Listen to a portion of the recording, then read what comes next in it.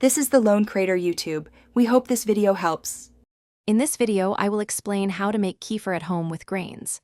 Start by gathering fresh whole milk, active kefir grains, a glass jar, and a breathable cover.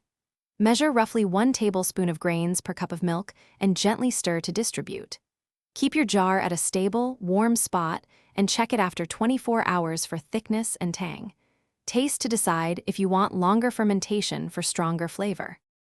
Begin by combining your kefir grains and milk in a sanitized jar, using 1 tablespoon of grains per cup of milk for a balanced culture. Cover with breathable fabric or a loose lid to keep out dust while allowing gases to escape. Let it ferment on the counter for about 24 hours, checking texture and taste periodically. When it reaches your preferred tang, gently strain the grains and transfer the kefir to the fridge to chill and thicken. If you are enjoying this guide, please subscribe and like to support more helpful videos. Quick recommendation: the Oala water bottle is a reliable, leak-proof option to keep you hydrated while you monitor your fermentations.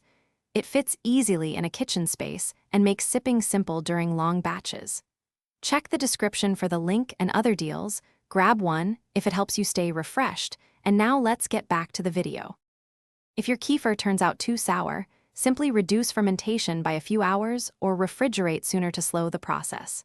For breaks, keep grains refrigerated in fresh milk and change the milk every week or dehydrate grains for longer-term storage.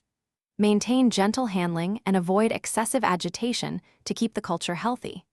Smells or colors that seem off mean discard and restart with fresh grains to stay safe and consistent. Thanks for watching. Consider subscribing if we helped you.